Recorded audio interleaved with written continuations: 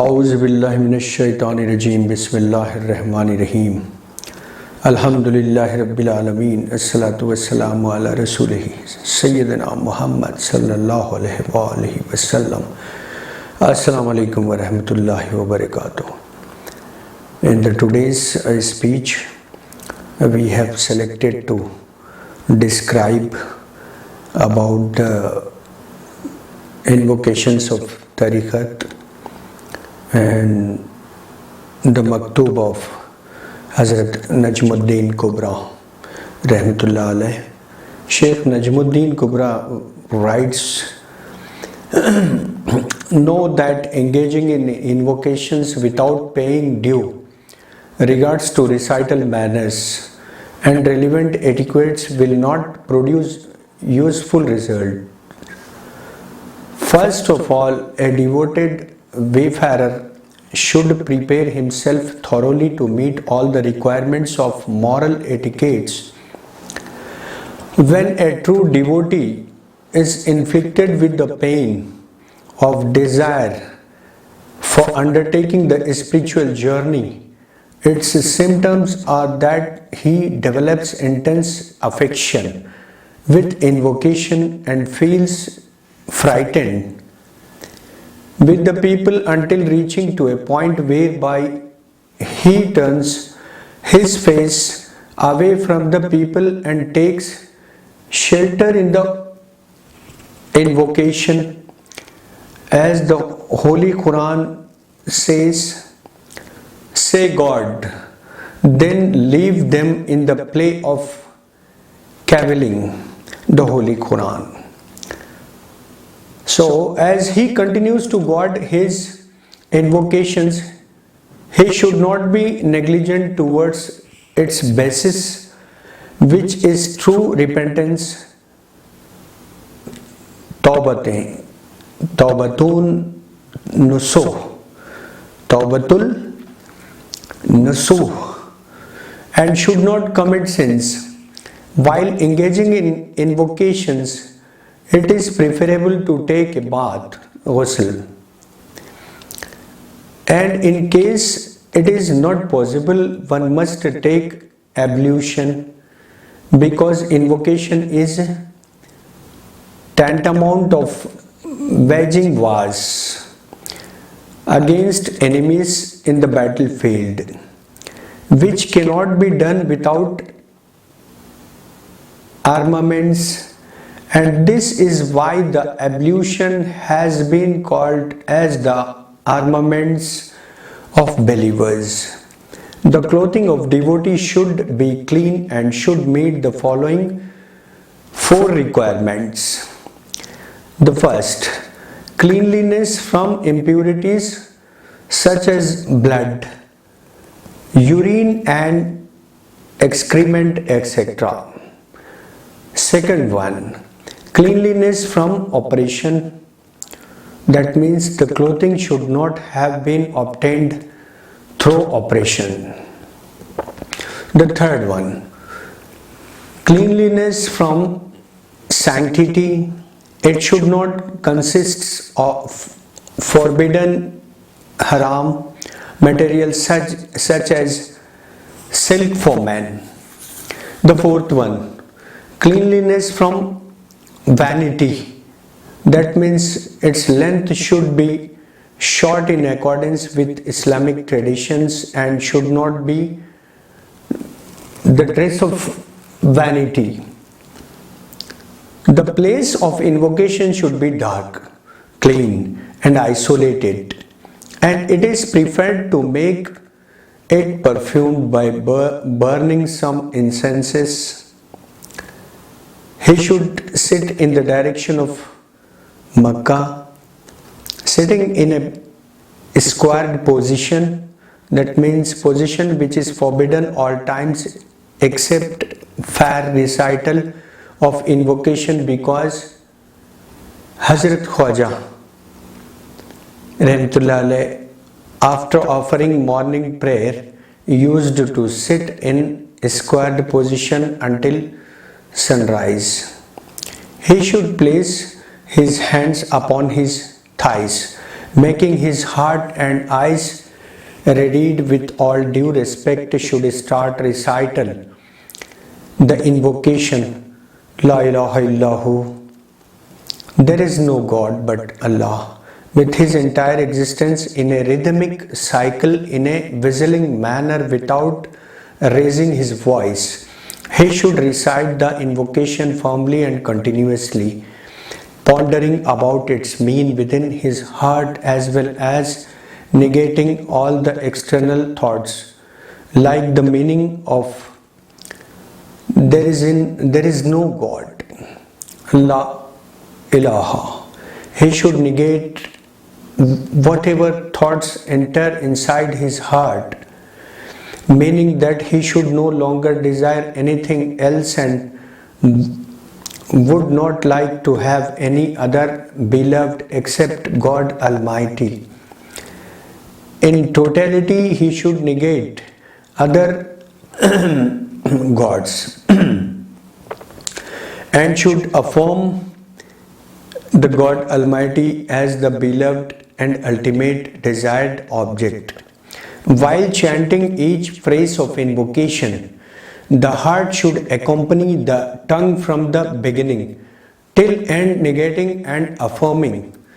And this process, whenever he looks inside his heart and if discovers his heart attached to something else, should discard it, returning the heart to God Almighty by negating there is no God, must nullify heart's attachment towards other than God, thus destroying the root of his attachments to other object, replacing it with God's love. In this manner, the devotee should chant invocation continuously so that gradually heart becomes cleaned and purified from all sort of usual desirable objects, achieving an state of heart's absolute domination with invocation. When it occurs, the devotee becomes totally annihilated by the invocation's illumination, turning him as singular, purifying his essence with all sort of attractions and obstacles and enabling him to pass through the material and spiritual world swiftly. As it is said that the heart of a believer is the place especially reserved for the union with God Almighty, but so far as the heart's domain is occupied by the alien elements, God's majesty and exaltedness does not consider it befitting for his entry. However, once the herald of there is no God announces the cleanliness of heart's union, the heart's domain from alien elements, one may then accept the entry of the Lord of the majesty and splendor. As the Holy Quran says here, so when the art relieved, still toil and strive to please thy Lord Allah, the Holy Quran. So, therefore, in the light of above discussion, it becomes clear that eminent Gnostic, while regarding invocation as one of the best means for undertaking Gnostic journey, for its implementation, have experienced and recommended various methods. The reason is that all invocation described therein assure the real aim behind them, which is to cut off all connections from other than God, मा सिवा अल्लाह से मुकम्मल अलहदगी. So, cut off the connection from the other than God and paying absolute attention towards God Almighty. But their influence varies in proportion to the rank and degree of a devotee. What is the rank and position of a wayfarer? Where does he stand upon the path? And what particular invocation will be suitable for him are matters where the role of a competent teacher comes into the picture. In the books of tradition and supplications, a lot of invocation and supplication have been narrated, and for each one of them, special rewards have been described accordingly. Overall, invocations and supplications may be divided into two categories, namely independent and conditional. From some of the invocations, particular timing, special conditions, and a certain number have been prescribed, and in these cases, the wayfarer is supposed to perform them exactly, but some in the same manner so that the earns the prescribed reward, but some of the invocations are independent, and in those cases the devotee is free to select the suitable number for its recital and its timing in accordance to his circumstances and conditions, or may consult his teacher and guide. Also, one may resort to the books of supplication and traditions. Here it is important to describe the importance of the following matters. First, a wayfarer must be aware of the fact that the real aim behind the invocation is to attain absolute concentration, mukammal tawajjuh, and heart's presence towards God Almighty. Therefore, in selecting the timings, quantity and quality of invocation, he should keep in mind the real aim and should continue recital. But whenever he feels tired,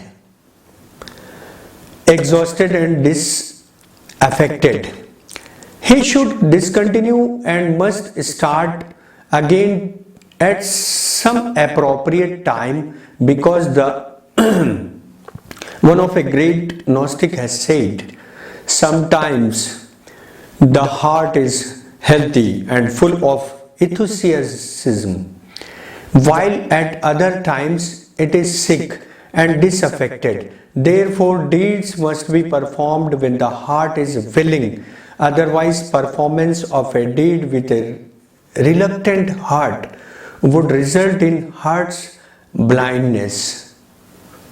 Second one, it must be understood clearly that the real aim behind continuation of invocation and practicing asceticism is to attain self-perfection and God's nearness, which is not possible except through discharging due obligations. If a person is responsible for performance of some social and religious obligations, he must discharge them properly, and while doing so should not remain negligent from God's remembrance. Constant remembrance should be there, as well as recital of invocations to the extent he may do so.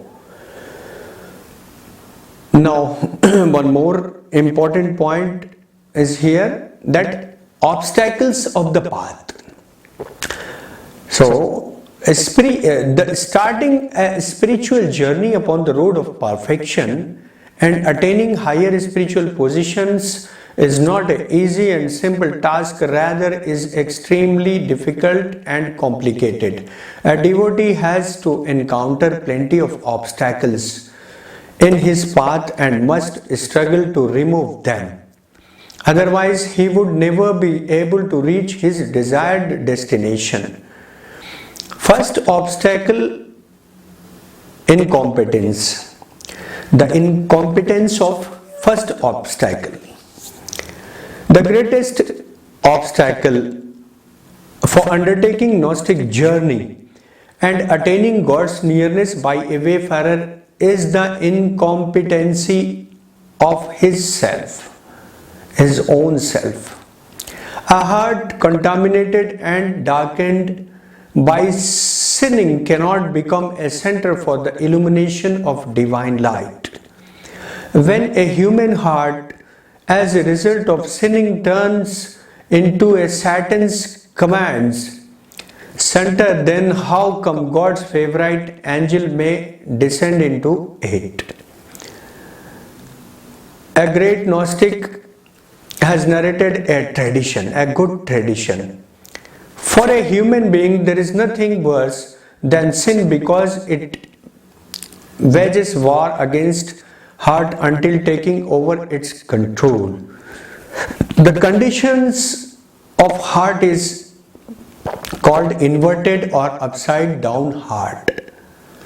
The heart of a sinner is an inverted heart, which forces him to move in the wrong direction.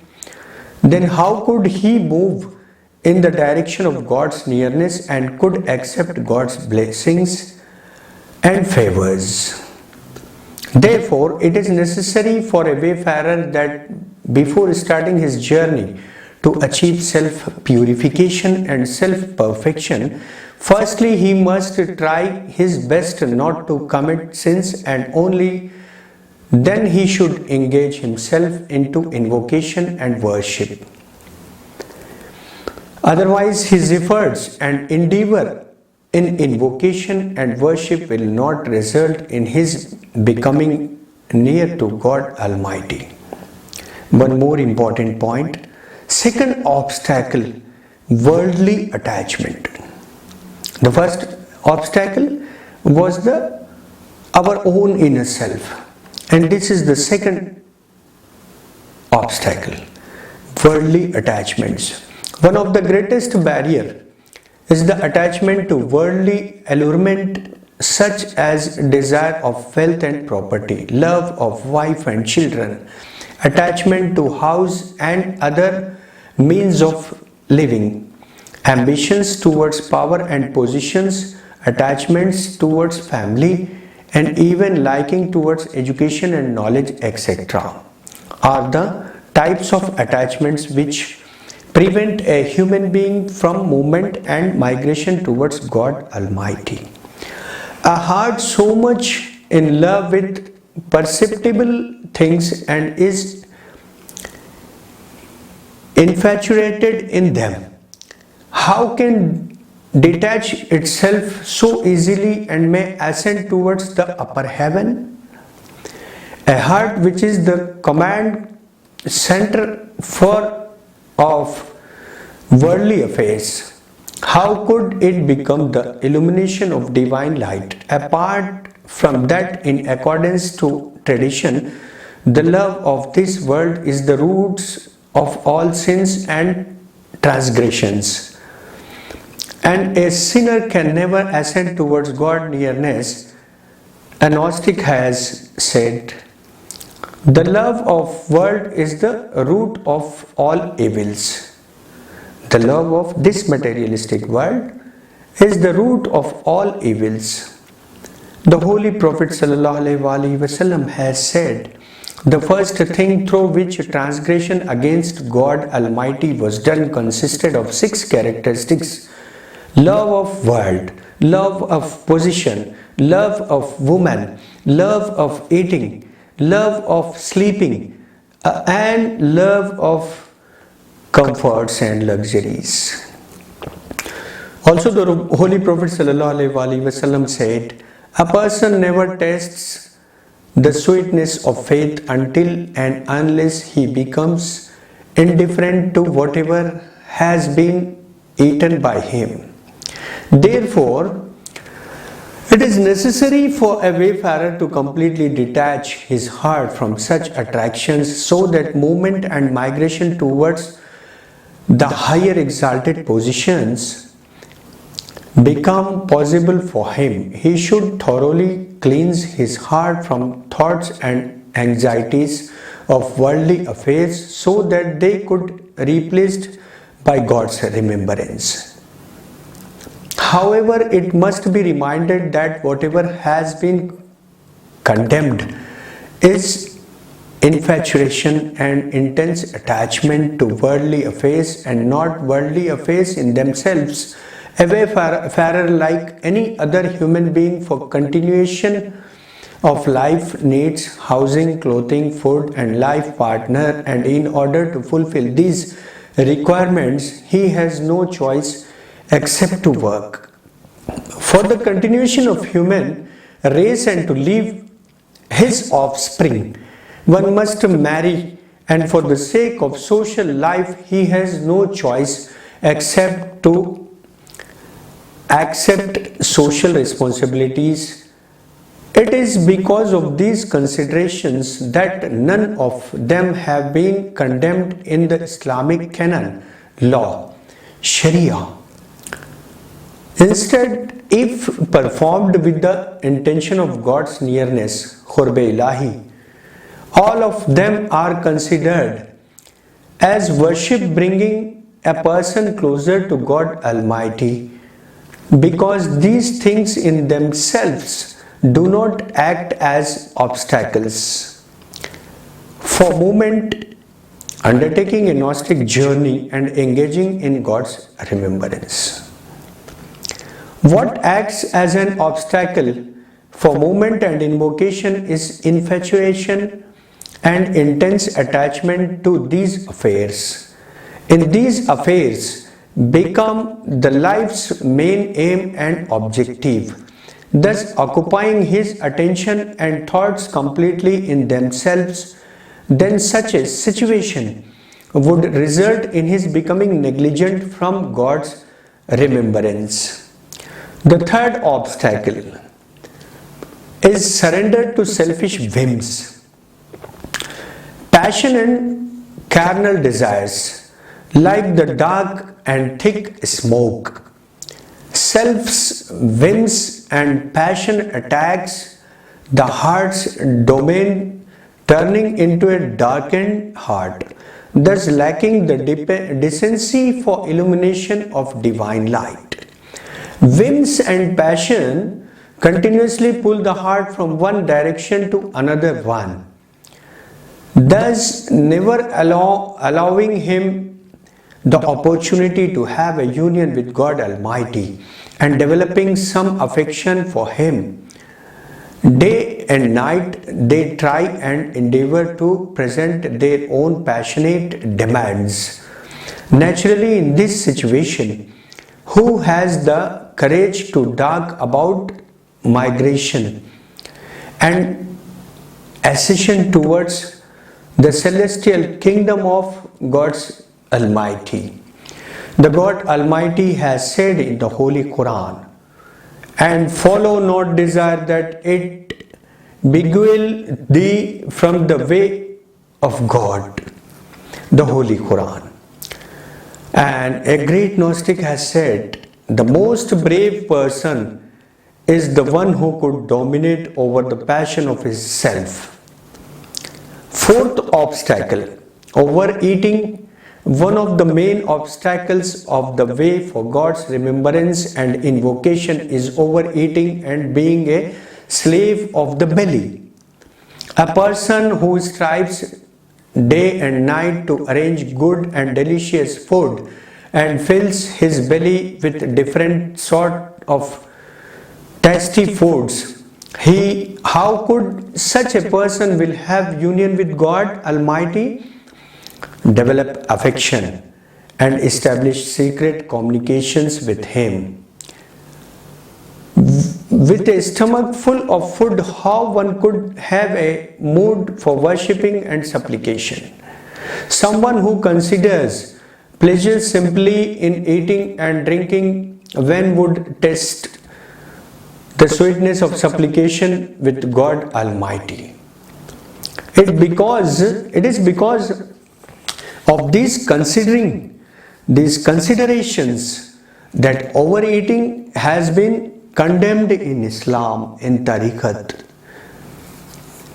A great Gnostic has said, stomach transgresses under the influence of overeating, the most nearest situation between God Almighty and His servant is when the stomach is empty, and the worst situation is when his stomach is. God Almighty considers overeating and something indecent. The Holy Prophet ﷺ said, "Do not indulge in overeating because it would quench the light of faith within your hearts. For the heart of a believer, there is nothing worse than overeating, because it will cause hard-heartedness and seduction, while hunger happens to the most delicious dish for a believer's soul and heart, and health for his body." A great Gnostic has said, when God Almighty intends to reform the believer's affair, He bestows upon him three blessings: less sleep, less appetite, and less speech. Hunger is the best help for controlling self and breaking up chronic habits. There is a tradition narrated by Hazrat Ali that on the night of Ascent Miraj, God Almighty said to the Holy Prophet ﷺ, "O Ahmad, how sweet and beautiful are the hunger, silence, and seclusion. O God, what is the advantage of hunger?" Asked the Holy Prophet ﷺ. "Wisdom, heart's tranquility, nearness to me." This was the reply by the God. "Continuous grief, riotous talks, thriftiness, and indifference at the time of ease and hardship are the characteristics acquired by my servant as a result of hunger, silence, and seclusion," replied God Almighty.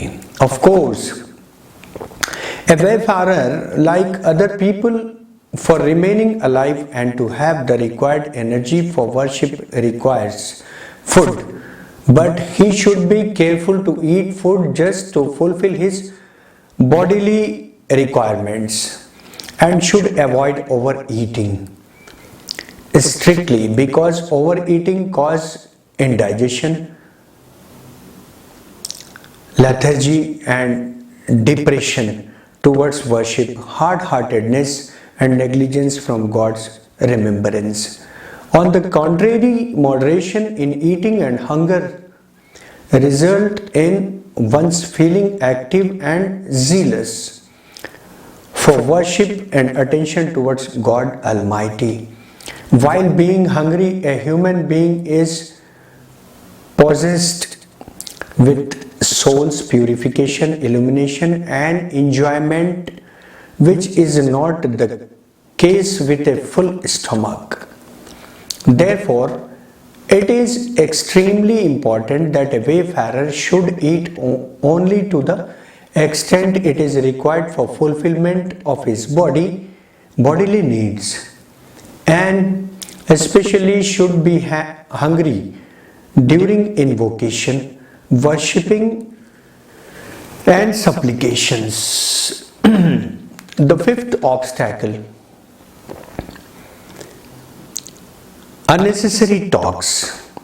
One of the obstacles which prevents a wayfarer from movements towards his ultimate desired goal and intervene in achieving concentration and heart's presence is useless and idle talks. God Almighty has bestowed upon him the power of speech in order to fulfill his genuine needs. If he used it to the extent it was needed, then he has utilized this great blessing correctly. Apart from that, because of excessive talking, a person's thoughts become scattered and disturbed, and therefore cannot pay attention towards God Almighty with heart's presence. It is because of these considerations that too much talking and nonsense conversations have been severely condemned in traditions.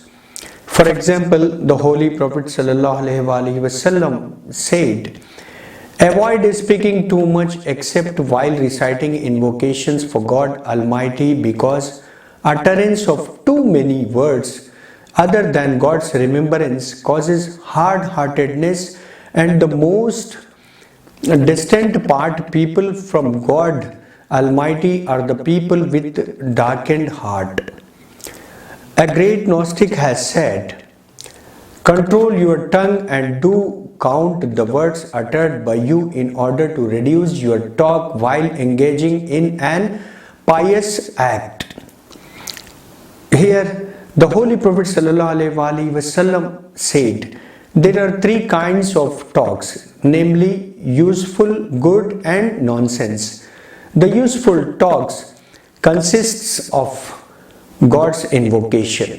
Healthy talks are the one which are loved by God, and nonsense talks are spreading rumors and talking about the people behind their back, backbiting.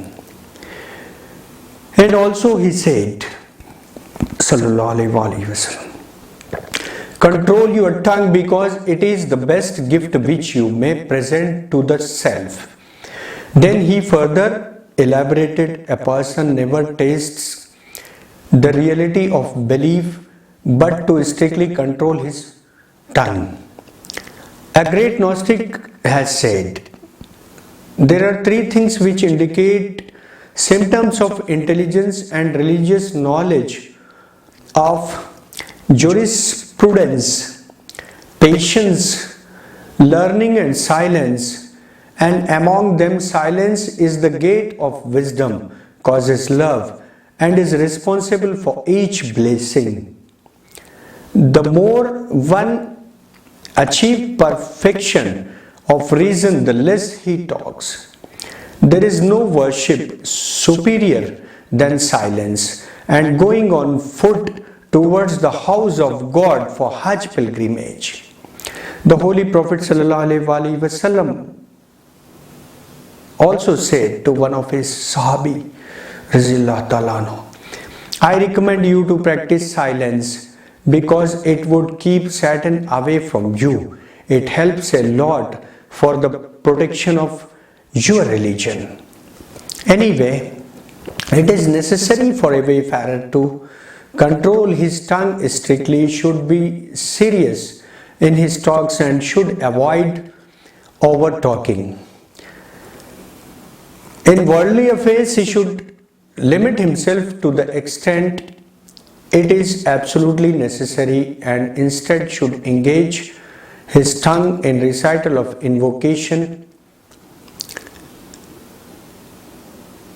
incarnations, and in discussion of useful and important academic and social matters.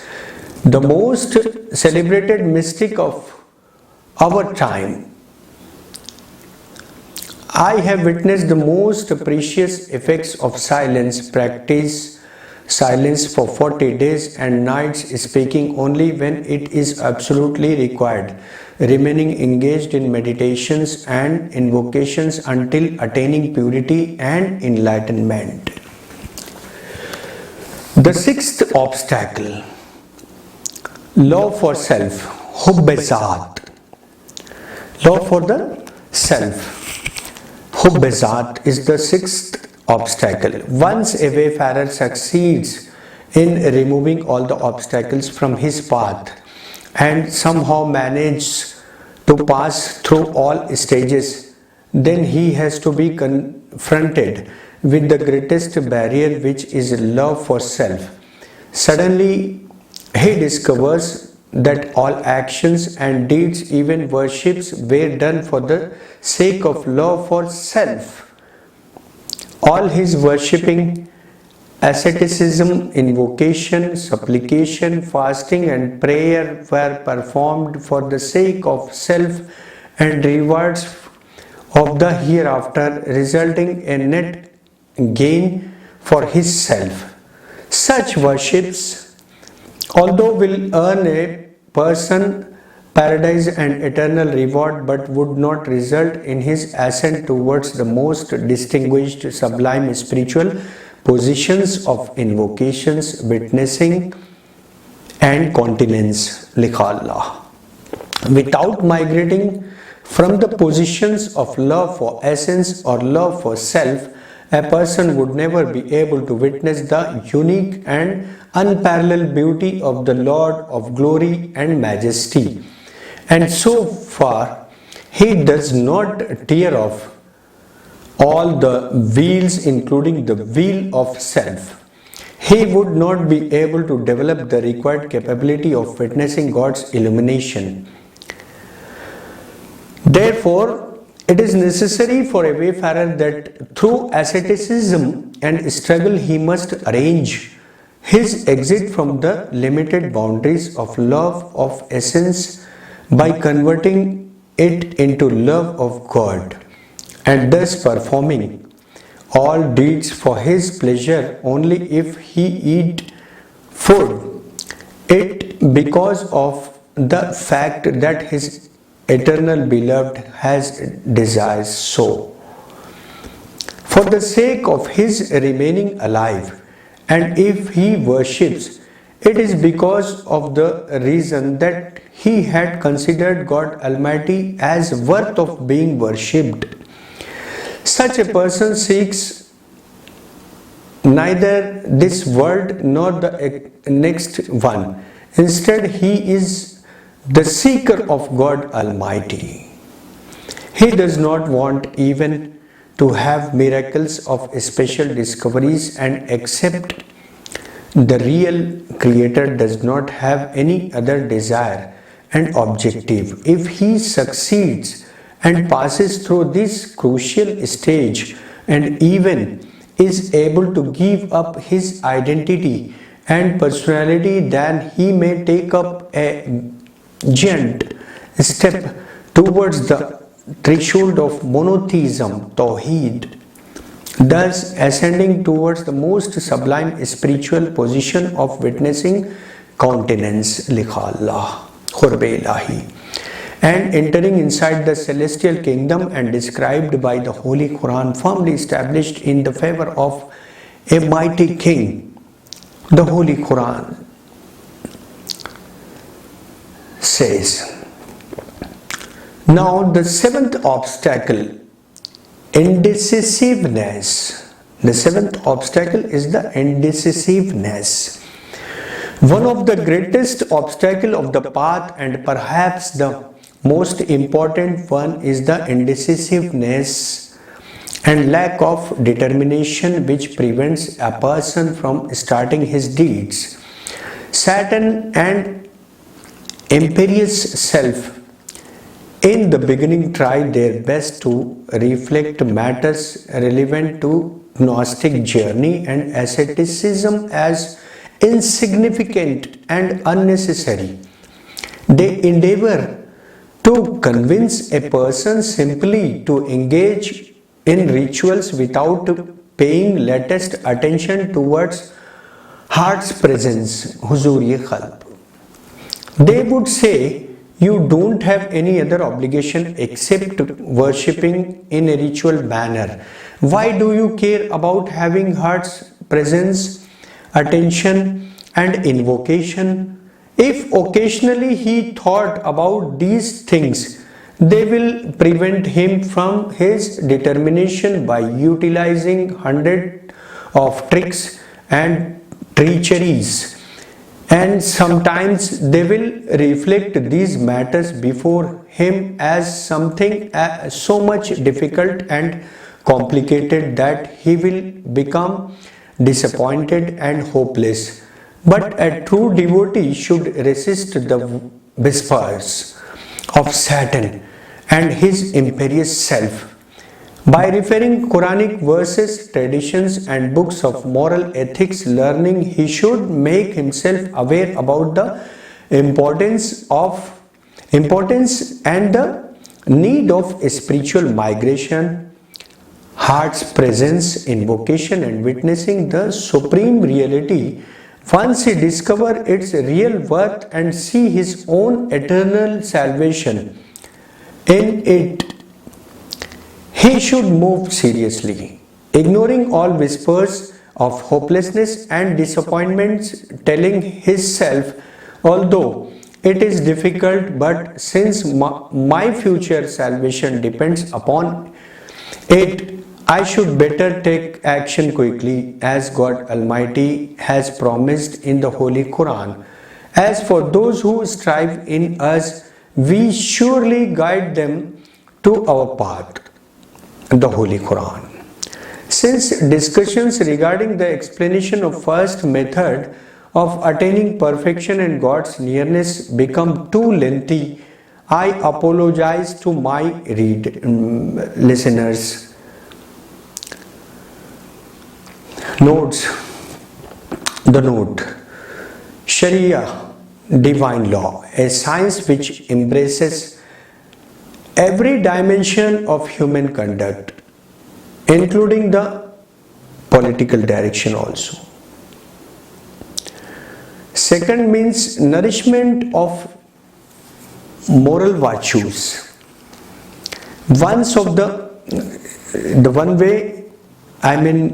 One of the very good way for gradual nourishment and perfection of self-spiritual migration and attaining God's nearness is to excel in moral virtues, deeply rooted within human primordial nature. Good moral ethics are values which are incorporated within human celestial spirit, and with their gradual nourishment, the humanness of a human being attains perfection until finally ascending towards the exalted sublime positions of to God's nearness. The holy essence of the Lord of the world is the fountainhead of all perfection. Since a human being also belongs to the upper heavens, through his pure, upright and uncontaminated nature recognizes the human perfection which are in proportion to heavenly kingdom, naturally feels attracted towards them. It is because of these considerations that all human beings at all time, regarding appreciation of God moral virtues, namely justice, sacrifice, righteousness, trust, benevolence, bravery, patience and perseverance, knowledge, defense of deprived, thanks, generosity, loyalty, reliance upon God, hospitality, pardon and forgiveness, politeness and social service, etc. are in agreement. God Almighty in Holy Quran said, and a soul and him who perfected it and inspired it with conscience of what is wrong for it and what is right for it, he is indeed successful who causes it to grow, and he is indeed a failure who stunteth it. The Holy Quran. Anyhow, moral virtues, when repeated, plant themselves firmly within human self, and like a habit become a part of human existence. It influences the self-building what to become and how to become of a human being. It is because of these considerations that special attention has been paid towards moral ethics in Islam, and they constitute a great portion of Islamic commands. There are hundreds and thousands of traditions which deals with ethics. Majority of Quranic verses consist of ethical commands. Majority of the Quranic stories pursue moral objective so much so that it could rightly be called as a good book of moral ethics. Alhamdulillah. In principle of one of the great aim of divine prophet sallallahu alaihi wasallam had been self-purification and nourishment of moral excellence. The Prophet sallallahu alaihi wasallam of Islam too had clearly announced the objective behind his prophetic mission as perfection and nourishment of moral ethics, and also said, I have been appointed as prophet of God for the completion and perfection of moral ethics, and also said, I recommend to you the importance of good moral conduct because I have been appointed by God Almighty to accomplish this very aim. The third means the righteous deed. It may be derived from the Holy Quran that after the belief Gnostic, the righteous deeds play the most important role in attaining self-perfection, God's nearness, higher human rank, and pure delightful life of the next world. God Almighty has said in the Holy Quran, whosoever doth right, whether male or female, and is a believer, him verily we shall quick with good life, and we shall pay them a recompense in proportion to the best of what they used to do.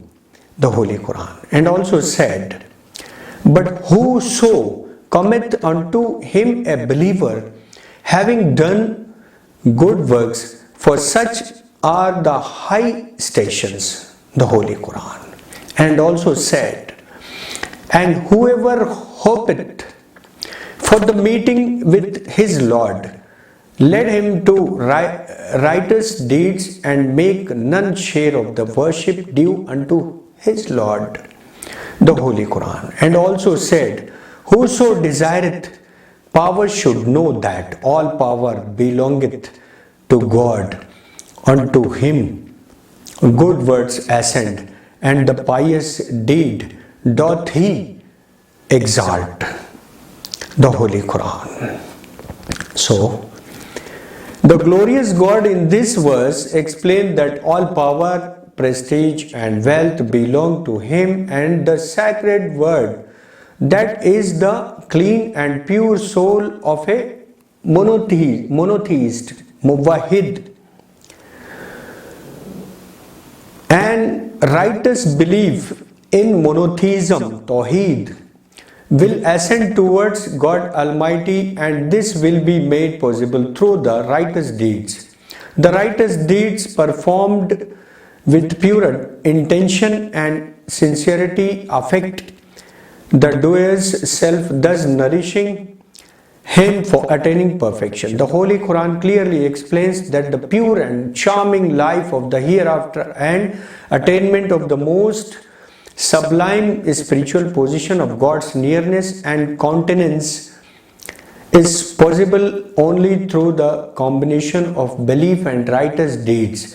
The Holy Quran has emphasized the importance of righteous deeds a lot and regards it as the only means for achieving eternal salvation and prosperity. The value and worth of righteous deeds depends upon their being compatible with religious law and revelations, because the creator of the men as well as the world, who is familiar with the special creation of human beings, knows his path of perfection and salvation, and therefore accordingly has revealed it to the Holy Prophet sallallahu alaihi wasallam through the revelation, so that he may present it to the people for their utilization. God Almighty said in the Holy Quran, O you who believe, obey God and the Messenger while he calleth you to that which quickeneth you, the Holy Quran. So, the righteous deeds are the deeds that have been defined by religious law, Sharia, as mandatory, wajib, or recommended, mustahab deeds, and wayfarer, though their performance may undertake his spiritual migration leading him towards God's nearness, this is the only way, and all other ways and deviated and misleading and will never take a wayfarer to his final destination. A wayfarer must be absolutely obedient to religious law, and for his mystical journey should not follow any other path except the religious path, and should avoid strictly engaging into invocation and incarnation that do not have any authenticity in religious law, because not only they do not take a wayfarer towards his destination, instead carry him farther apart from his destination, since deviation from religious law is innovation and sin. To start with, a wayfarer should try his best to perform all religious obligatory obligations correctly in accordance with the regulations, because their renunciation will not result in attainment of higher spiritual positions. However seriously he may endeavor in performing recommended deeds and engaging into invocations and incarnations, during the second stage the recommended deeds and invocation might be included in the program. The wayfarer at this stage, in accordance to his spiritual strength and personal capabilities, may perform recommended deeds, and the more he endeavor, the greater will be the possibilities of his attaining higher spiritual positions.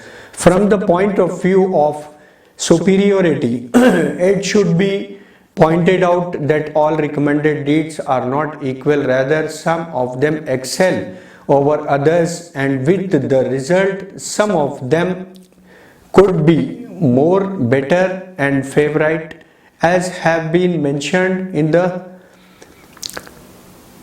books of supplications and traditions.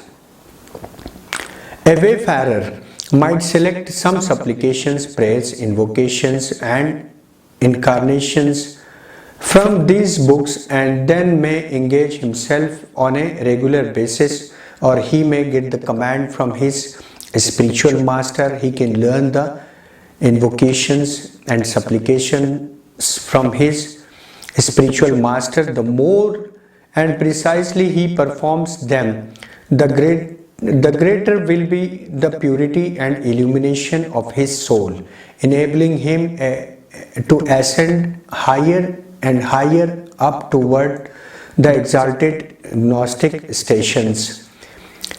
Here I would like to point out to some of the righteous deeds, and for the remaining ones the listeners are advised to refer to other literature or lectures, but it should be reminded that mandatory deeds, recommended deeds, invocations and supplications would be considered as righteous and favorite deeds only if they are performed with sincerity after gaining permission, after obtaining permission from his spiritual master or peer. The authenticity of a deed and its becoming favorite depends in proportion to the sincerity of the performer. From this consideration, firstly we must discuss sincerity, ikhlas, khulus, and I would like to describe some of the righteous deeds inshallah later on. Wassalam.